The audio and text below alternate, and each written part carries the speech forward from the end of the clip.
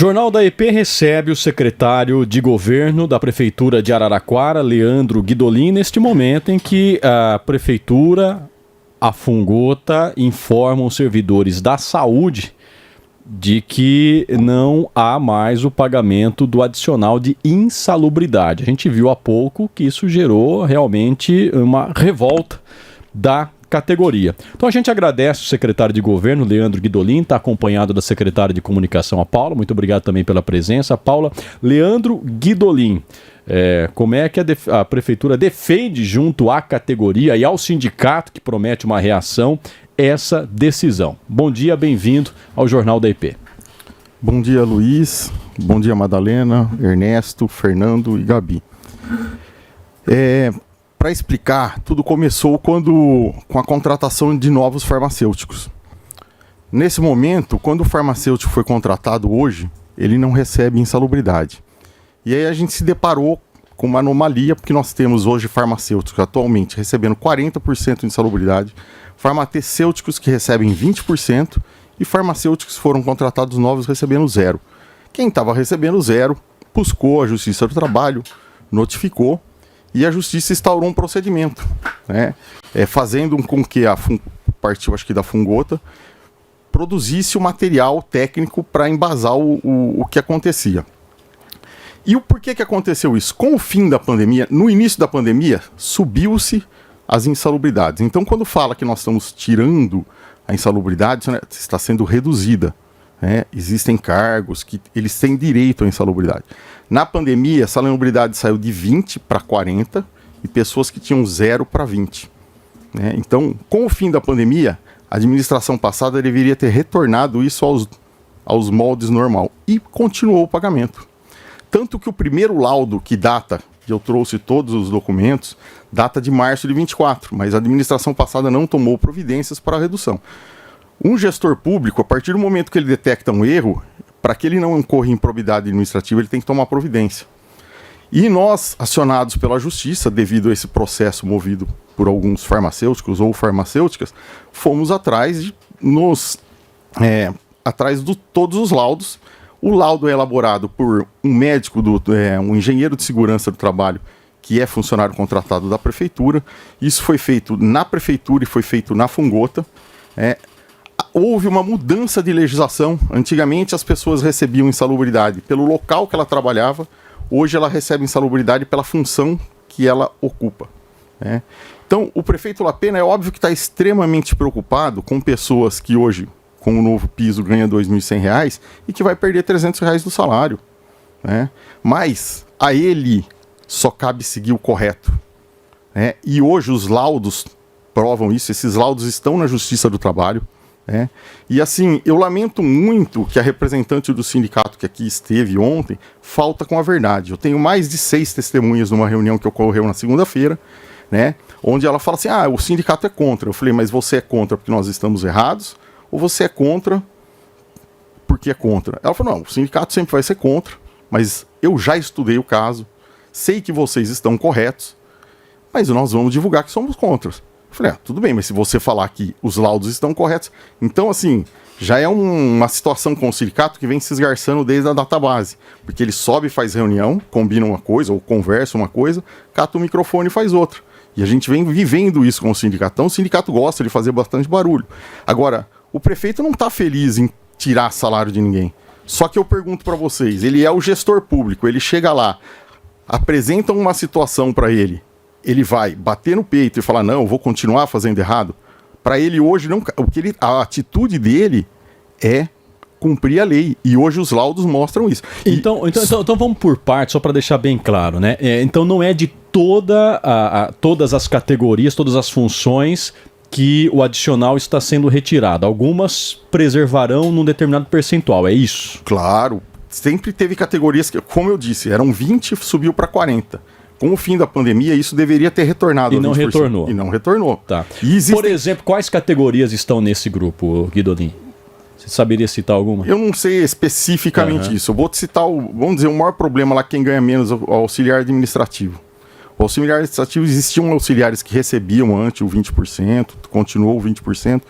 E ele recebia, porque antigamente essa insalubridade era pelo local de trabalho. Pelo local. Por exemplo, é auxiliar administrativo, mas trabalha dentro do hospital. Por Ele exemplo. recebia. Agora a lei mudou. E essa é uma lei federal.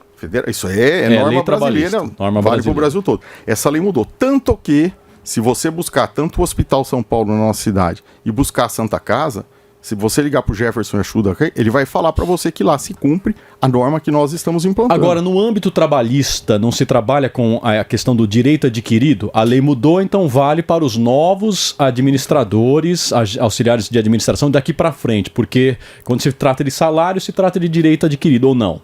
Então, justamente, hoje, insalubridade ela não é direito adquirido. Não é direito porque adquirido. Se ela estava ligada ao local, se você mudasse o local, você perdia ela. Então, não tem direito adquirido. E hoje, como é por função, se você desempenha a função no hospital, é assim que recebe. Então não existe esse direito. E aquilo falar, não é confortável para o prefeito.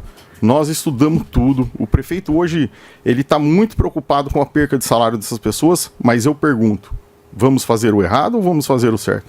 Agora se especula também, né? E aí eu quero que você dê o lado do governo nessa questão, que essa medida seria necessária para fechar a folha de pagamento. Então é uma forma de enxugar a folha de pagamento. Existe esse apontamento, mas poderia ter, né, um outro entendimento, outro encaminhamento, mas o governo acelera essa compreensão para poder enxugar a folha de pagamento. Isso é verdade, Guidolin? Luiz, é público que desde que nós assumimos o governo em janeiro, a prefeitura passa por uma situação financeira caótica. Ontem meu telefone tocou mais de 30 vezes com fornecedores cobrando a prefeitura. Nós assumimos um governo com 300 milhões de reais vencido na boca do caixa. E aí, eu não vou entrar no mérito aqui, se a administração passada ou se os números estão certos. Quem vai provar isso é a documentação que foi enviada para o Tribunal de Contas. Nós trabalhamos na transição, levantamos dados, e o Tribunal de Contas vai apontar quem está certo e quem está errado. Eu não quero ser dono da razão, não quero discutir, o prefeito tal. O Tribunal de Contas será soberano quem está certo. Só que nós vivemos uma situação que nós não conseguimos pagar merenda, nós não conseguimos pagar transporte escolar, nós temos... cortamos segurança. Não cortamos segurança porque a gente quer, porque não paga. Tem empresa de segurança que nós devemos 5 milhões de reais. E são dívidas que vinham do ano passado. E aí são despesas correntes que hoje a gente pagou grande parte das dívidas do ano passado e essas dívidas se acumulam com esse ano. Então, o prefeito hoje enfrenta uma situação financeira muito difícil, né? Então, isso aqui não é especificamente porque está faltando dinheiro.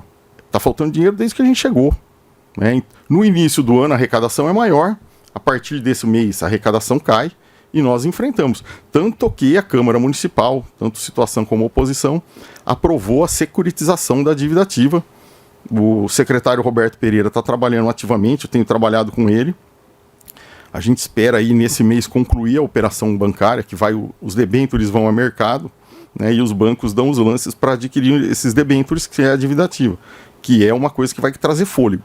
Na transição, nós identificamos que faltava em torno de 3 folhas e meias para fechar o orçamento. Se você pegar a nossa rubrica do orçamento, se o número estiver correto ou não, tinha acho que lá 509 milhões.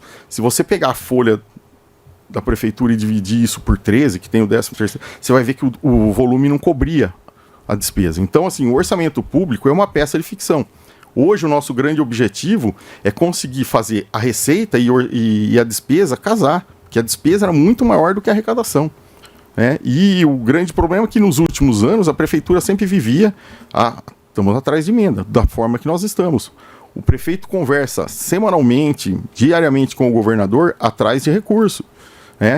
Vários deputados, estamos em contato com vários deputados em Brasília, em São Paulo. Está sendo bem sucedido nessa busca, porque justamente se diz isso. Claro, o orçamento ele é sempre limitado, aí você tem que ir atrás, né, de novos programas federais ou estaduais, né, novos convênios que vão encorpando e dando um alívio financeiro. O governo, a gestão da Pena está sendo bem sucedida nessa busca de recursos fora do orçamento previsto? Estamos conseguindo diversos recursos, né? Essa semana mesmo chegou 5 milhões e meio para terminar obras, né? Tem chegado alguns recursos da saúde. Eu tive em contato essa semana com o Donizete Simeone, que hoje trabalha com o ministro da Saúde.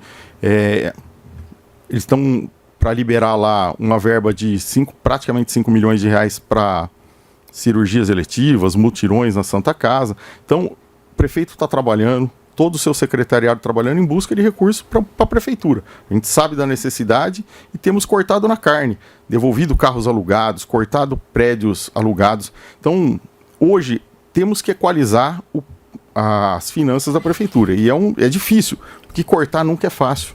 Administrar com dinheiro é muito prático. Então, essa questão da prefeitura, as dívidas e tal, a gente observa aí que quase todas as cidades no estado de São Paulo estão realmente reclamando. Desde a pandemia, depois com a questão do ICMS, da gasolina, então desequilibrou os municípios e todos os prefeitos passados também enfrentaram problemas enormes para quitar suas dívidas, para quitar os seus problemas. E as coisas foram, logicamente, se juntando. Agora, Guidolin, o que eu ouço dizer é que tem que ter capacidade de manobras. Por exemplo, muitas vezes você tem dinheiro da CIP guardado, que é para energia elétrica. Agora, você não pode pegar aquele dinheiro e passar de um ano para o outro sem ter, logicamente, a suplementação desse dinheiro. Mas você pode pegar, pagar aqui, depois cobrir novamente. Tem que ter manobras, né, para poder administrar essa questão. Mas nós vamos discutir essa questão da dívida ou não, numa outra oportunidade, quando você estiver disposto, a gente ouve um outro lado. Então, para a gente ter a certeza absoluta daquilo que está acontecendo, né? Para não ter dúvida nenhuma, ouvindo os dois lados da questão. Agora, vamos nos ater a essa questão da insalubridade.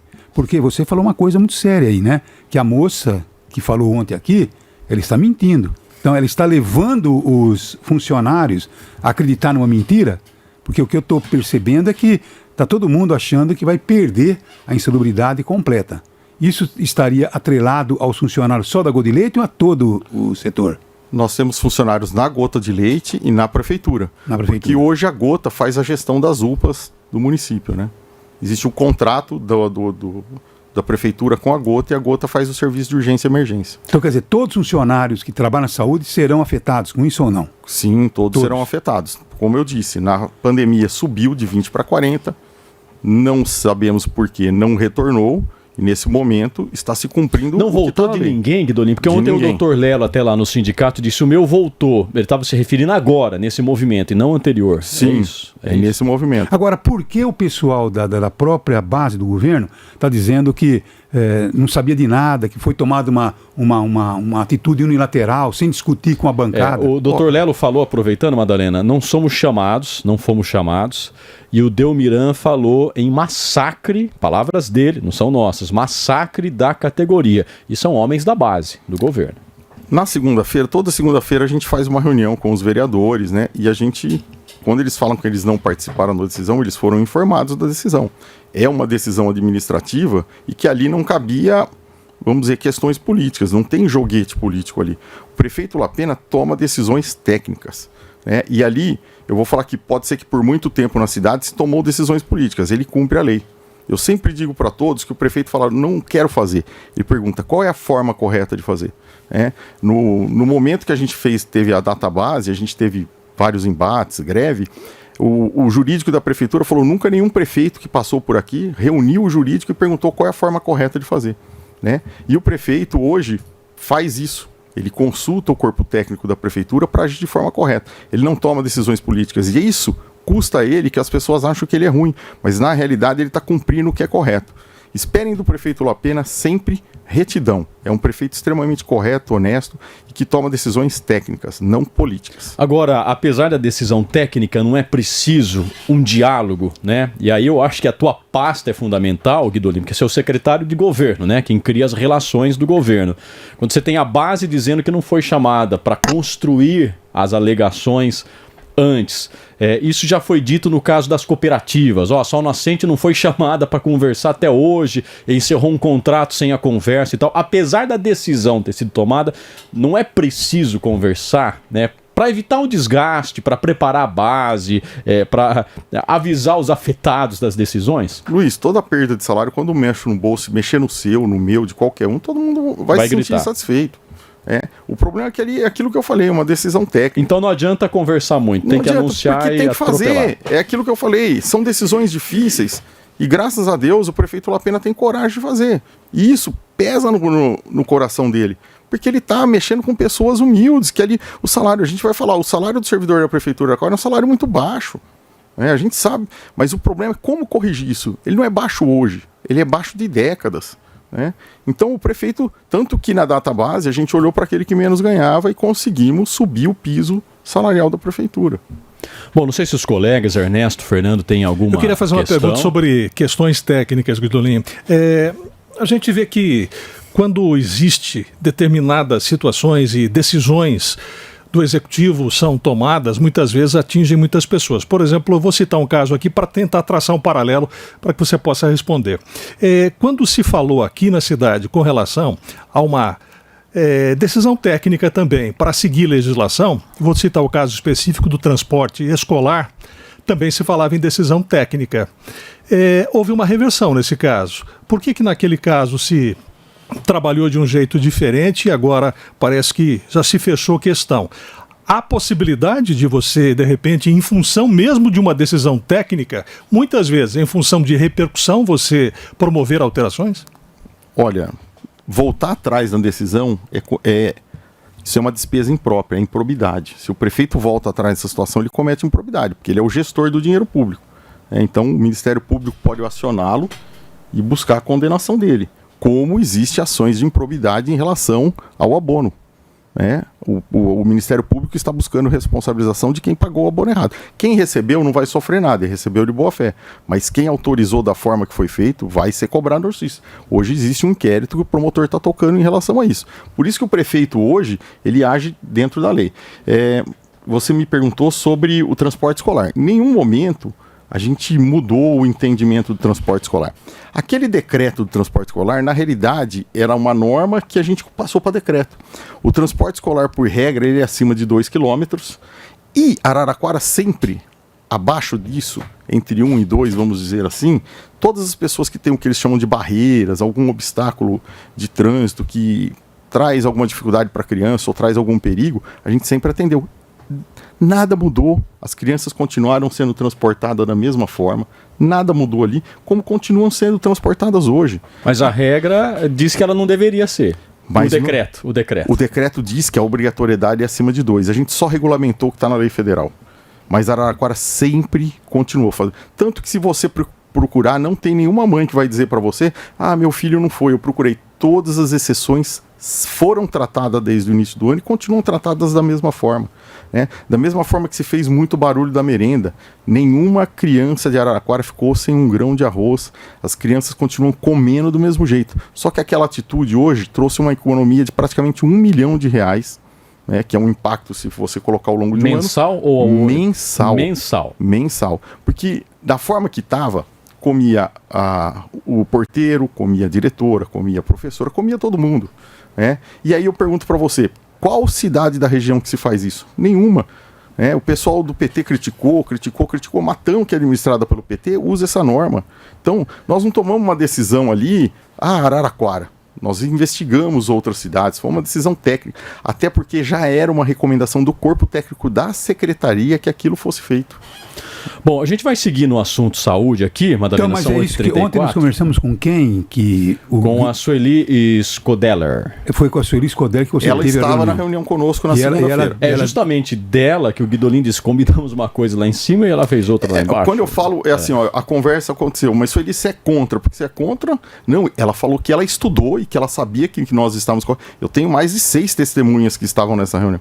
E aí ela vem aqui e fala que ela é contra, porque nós estamos errados, que eles podem produzir laudos, podem, óbvio, é o direito do contraditório deles irem atrás, sombra de dúvida. Mas nós não estamos tomando uma decisão, é uma decisão do prefeito. O prefeito, como eu disse, está muito triste de poder atacar o salário das pessoas. Agora, o sindicato diz que vai questionar os laudos, porque os laudos exigem visita in loco, né? Se analisar o ambiente de trabalho. Isso foi feito ou são chamados laudos de gabinete? Claro que foi feito. Foi feito, em loco. Em loco, em todos os sentidos. O que ocorreu foi um trabalho conjunto da Gota com a prefeitura. Não tem por que eu trabalhar 2 vezes para chegar na mesma situação. Então, a prefeitura e a Gota trabalhou conjuntamente para chegar nos laudos. É óbvio que tem os laudos emitidos pela Gota e pela prefeitura, mas o trabalho foi feito conjuntamente pelos 2 setores. Então, quer dizer, a Gota tem esses laudos, é isso? E a prefeitura também. E a prefeitura também? Também. Tanto que, agora de 2025. Sim, tanto que o sindicato já entrou com pedido, iremos fornecer todos os laudos. Temos documentação, jamais tomaríamos uma decisão, que essa decisão a gente já tinha ciência disso desde que a gente assumiu no começo do ano e veio trabalhando para ter os laudos. Aquilo que eu falei, o questionamento na Justiça do Trabalho desencadeou isso. Não foi o prefeito, a nova administração que foi lá fuçar, opa, vamos cortar alguma coisa. Então o que você está dizendo é que não há chance de reversão dessa medida, a não ser, né, um ganho de causa judicialmente por parte do sindicato. Caso contrário, o governo não vai ceder à reação. Não é o governo ceder. Volto a insistir na decisão técnica. Se houver uma legislação que permita pagar, vamos pagar. Agora, se a lei é essa, nós estamos ali para cumprir a lei, tenha certeza disso. Guidolin, tem outros setores com outros penduricalhos, vamos dizer assim, que podem ser alvos de uma medida como essa que alcançou a saúde nesse momento? Existem outros setores que recebem insalubridade. E está sendo executado, a saúde é o principal deles. Sim. E está sendo executado laudos, estamos trabalhando nisso. Se houver reversões, infelizmente terá que ocorrer em outros setores, mas só com base técnica. Hoje eu não tenho base técnica nenhuma para dizer para vocês se existe outro local que vai perder ou não. Agora, é uma questão, né, que eu até gostaria, viu, de dar uma oportunidade para a moça que ontem esteve aqui, porque é muito, quer dizer, ela fala uma coisa para o funcionário e na frente da prefeitura, não, vocês estão certos, mas eu vou brigar por questões de... É um pouco incongruente. Incongruente, né? Enquanto eu acerto aqui, se ela quiser falar alguma coisa, eu acho que é interessante a gente fazer ela perguntar para o Guidolin se ela tem alguma dúvida aí. Nós estamos aqui para esclarecer qualquer dúvida, não dizer que nós estamos sendo unilaterais, sabe? Ouvindo um lado claro, e não ouvindo o outro, né? Então, se quiser... Você tem o telefone já dela aí? estamos acionando. A gente segue aqui com o secretário Leandro Guidolin. Não conseguimos. O Lucas está tentando, né? E nós estamos tentando aqui esse contato. Ela fique à vontade se ela quiser aí se pronunciar a esse respeito. Mas a gente segue tentando sim, viu, Madalena? Leandro Guidolin, aproveitando a sua presença aqui no programa, né? Também na semana passada o assunto foi... privatização do DAI, um termo que foi pensado depois da adesão da Prefeitura de Araraquara, do governo Lapena, ao Plano Universaliza SP do governo do estado de São Paulo, que prevê parceria público-privada para investimentos e gestão do serviço de saneamento básico em Araraquara. O DAI é uma autarquia pública muito eficiente. Você, inclusive, na transição, participou da transição diretamente no DAI, né? Conhece a realidade do DAI. Enfim, Araraquara tem uma relação com o DAI que é muito diferente até de outros municípios que ainda mantém o setor público como gestor diretamente do saneamento básico, água e esgoto. A Prefeitura enviou agora para a Câmara projetos para autorizar, remanejamentos orçamentários para investimentos de grande monta no saneamento básico do município. Isso é uma sinalização de que uma PPP saiu dos planos depois da repercussão, porque a Prefeitura pede autorização, faz um investimento de grande monta, acho que na casa de 150 milhões. Mais de 160 milhões. Mais de 160 milhões, para depois trazer iniciativa privada. É uma mudança de rumo, Universaliza era uma possibilidade, já foi deixada de lado. Qual que é a situação? Porque isso também rendeu muita preocupação no DAI, Guidolin. Ô Luiz, aí é muita repercussão, tem gente que quer lacrar, muita briga. O governador procurou o prefeito, mostrou que era Universaliza. Nós vamos oferecer um estudo. Então, o governo do estado está oferecendo um estudo para Araraquara, não só Araraquara, porque ele estuda toda a UGRI 13, porque são a forma que as bacias que são divididas do estado, e Araraquara tem o seu plano diretor, foi feito. Os técnicos do DAI não dão conta de fazer isso, tanto que o DAI contrata esse serviço. Aí vem o governador do estado, oferece para o prefeito um estudo extremamente profundo, qualificado, não só de Araraquara, que ele traz o estudo de Araraquara, mas no contexto regionalizado. O prefeito vai falar para o governador, não. Nesse momento, a gente aderiu e espera um estudo. E é aquilo que você falou, se nós tivéssemos decididos, eles usam a palavra privatizar, PPP, concessão, isso a gente pode entrar para discutir o que é cada uma dessas, mas o prefeito desde que a gente assumiu o DAI, a prefeitura, o DAI em janeiro, vem trabalhando para chegar no que chegou. São mais de 160 milhões, são a construção do terceiro módulo da ETE. Não é um terceiro, é uma ETE nova. São 137 milhões. Recurso junto com a Caixa, é isso? Isso, é isso daí financiamento. não é financiamento, não é recurso a fundo perdido. O Departamento de Água vai pagar esse financiamento de 9% ao ano ao longo de 20 anos. E outros recursos que serão para redes, poços, que são a diferença, são mais 2 projetos. Então, assim, se o prefeito, eu quero privatizar, eu quero fazer qualquer coisa, ele quer ver o estudo. Esse estudo, se alguém te oferece um estudo que custa caro, vou te fornecer. É óbvio que o governo do estado tem os seus interesses, mas o prefeito defende os interesses de Araraquara. Se alguém te oferece esse estudo, por que a gente fica muito preocupado, viu, Dolim? Sabe por quê? Porque o Tarcísio parece que não realizou um estudo tão profundo para privatizar a Sabesp. A Sabesp, né? Então, quer dizer, privatizou e hoje a Sabesp está numa situação muito delicada. Eu vi manifestações aqui de que a água cresceu muito, o preço da água cresceu muito, e a gente percebe que são passos que o governo do estado de São Paulo parece que está tentando influenciar prefeitos com os seus objetivos, né? E de repente, me parece que o Lapena estava um pouco, vamos dizer, bastante solícito ao governador do estado. O governador ofereceu o estudo, o prefeito prontamente aceitou, mas jamais alguém vai convencer o prefeito Lapena a ir contra a cidade de Araraquara. Tenho certeza Mas quem disso. estuda não descarta, né? Se você me faz uma proposta de trabalho, eu digo, vou estudar, é porque eu não descartei. Ô Luiz, a proposta do governo estadual, quando a gente fala de PPP, é porque existe aporte de dinheiro público e privado. Então o governo estadual oferece 670 milhões de reais ano para investir na região, mas óbvio que se chega numa PPP, o aporte privado, que faria a operação, o DAI jamais seria extinto, ele continuaria existindo, jamais seria extinto, no modelo que nós ouvimos lá. Nós vamos receber os estudos, Se nós estivéssemos tão interessados em privatização, por que autorizaríamos investimentos que vão durar 20 anos? Então, assim, é muito disso que me diz que da oposição, o prefeito está muito sereno disso e sabe que Araraquara precisa. Óbvio que a gente só quer ver esses resultados. Pode ser que ele traga uma informação que a gente desconheça. Ô Guidolin, mas o diz que me diz aumenta, porque a gente ouviu, por exemplo, o Dr. Lela há pouco dizer, não fomos chamados na decisão do adicional de insalubridade.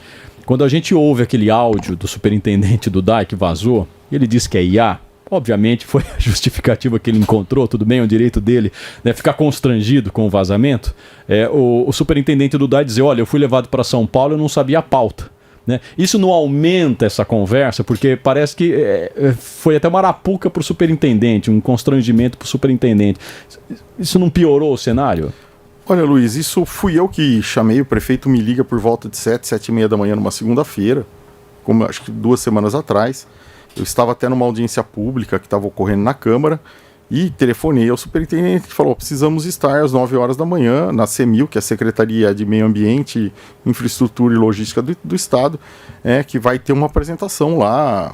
E no caminho eu falei, eles vão apresentar sobre o Universaliza. Realmente, à noite, quando eu falei com ele, primeiro que eu estava dentro de uma audiência, não passei detalhes para ele, ele foi para lá.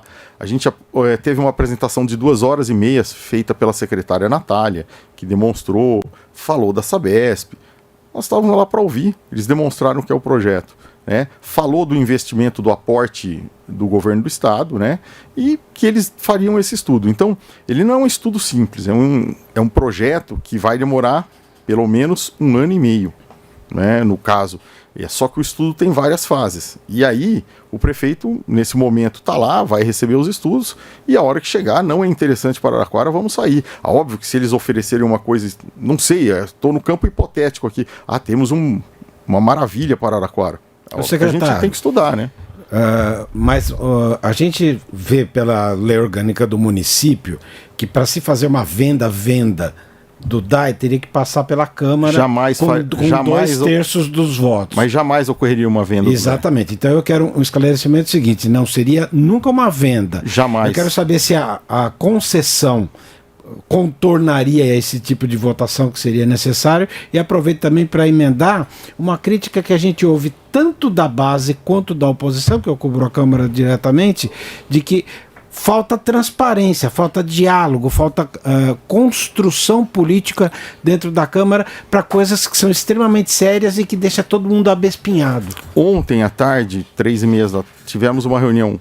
Foi convocado todos os vereadores que acompanhou a última sessão, eles queriam votar requerimentos de convocação, não tem necessidade disso, chamou, a gente vai lá. Convida, vai.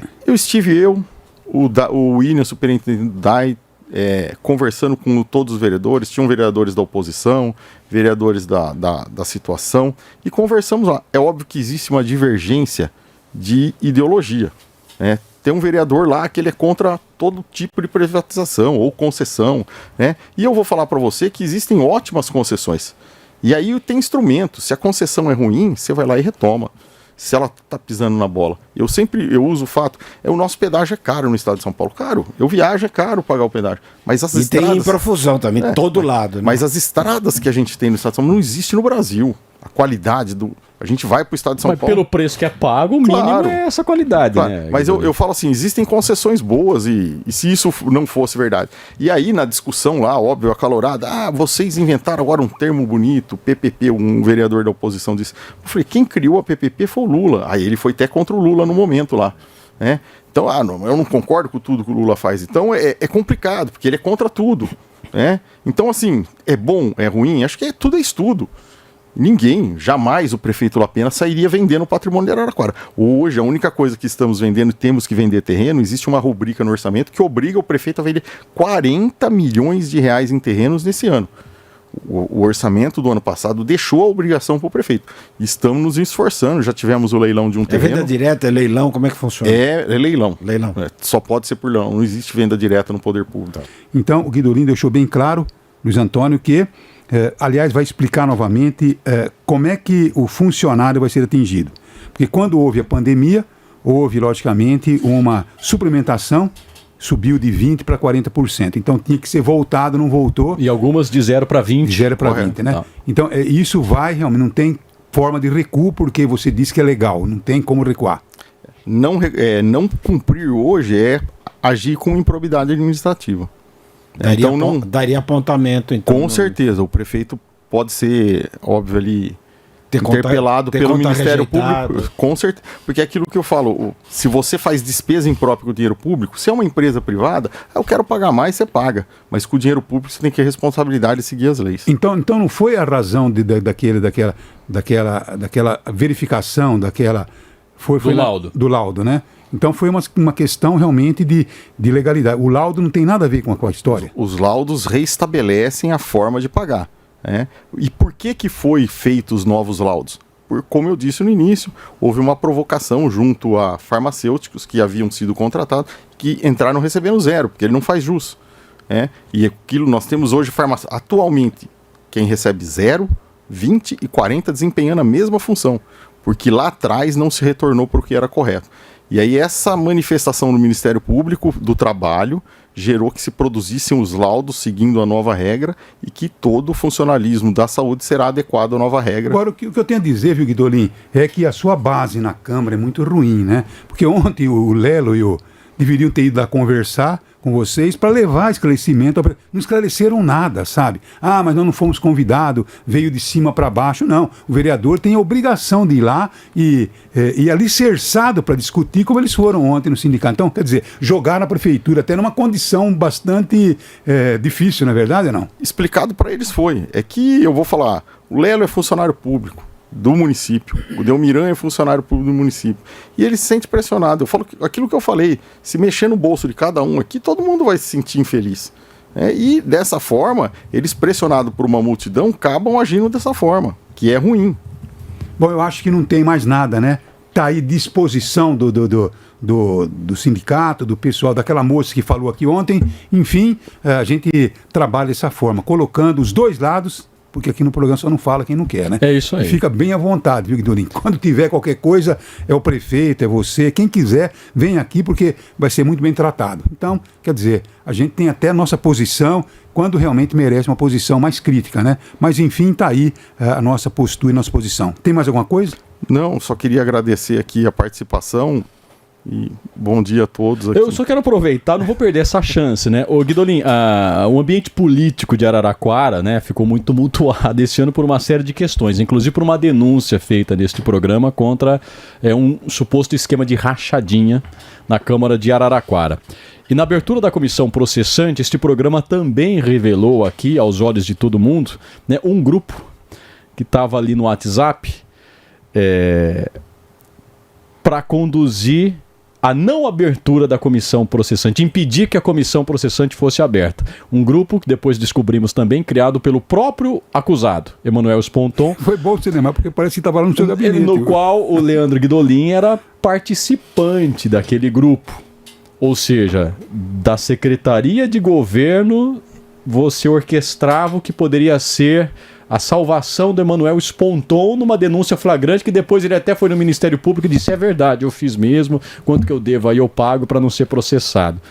É função do secretário de governo salvar um vereador da base de uma denúncia de corrupção, Leandro Guidolin? Jamais isso aconteceu. Você estava no grupo. Nós temos grupo onde a gente debate problemas que está acontecendo durante a sessão. Às vezes está acontecendo, o vereador fala: eu preciso da informação tal, e nós vamos atrás da informação. É óbvio que nós conversamos, tá?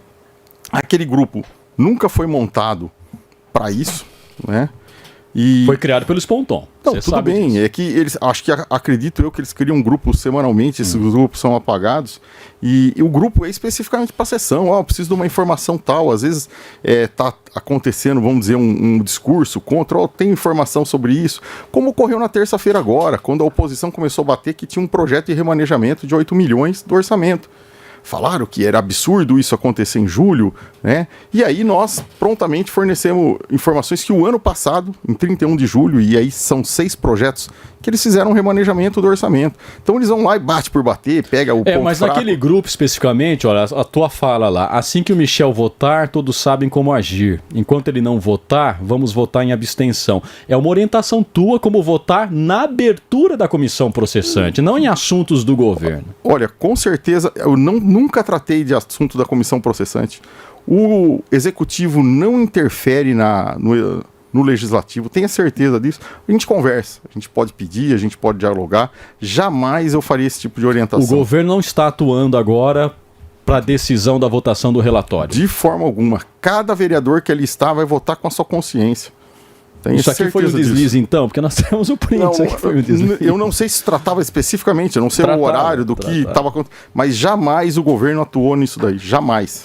Tá certo. Bom, a Sueli está aqui, Madalena. A Sueli é a representante, a diretora de saúde do sindicato, que ontem disse aqui no programa, Sueli, uma declaração que foi rebatida agora pelo Leandro Guidolin. Como você foi citada por ele disse que, olha, você entendeu a situação lá em cima e incendiou a base aqui embaixo. Em outros termos, foi isso. Se eu puder repetir o que ela disse, por favor. Em reunião na segunda-feira, onde eu disse que tem mais de 6 testemunhas presentes, ela falou assim: olha, eu vou divulgar que o sindicato é contra. Eu falei: mas você é contra porque é contra? Ela falou: não, eu já estudei, nós sabíamos que isso iria acontecer, e a gente sabe que vocês estão certos, só que nós vamos rebater, né? Agora, simplesmente vir a público e falar: nós somos contra porque está tudo errado, eu acho que é uma falta, é uma deslealdade com o que aconteceu na reunião. Sueli, diretora de saúde do sindicato, você está sendo desleal ao que foi conversado na reunião? Não, eu falei realmente. E eu assumo aquilo que eu falo. Só que eu concordo em tirar os 40% e voltar a 20%.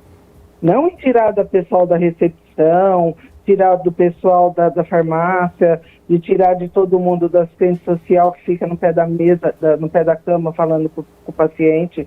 Isso eu nunca concordei. Certo? A gente já sabia que isso ia acontecer desde o ano passado, tanto é que nós temos um laudo de 2024, outubro de 2024, um laudo que foi feito pelo sindicato, por engenheiro contratado pelo sindicato, porque a gente já sabia que uma briga judicial estava por vir. Tá?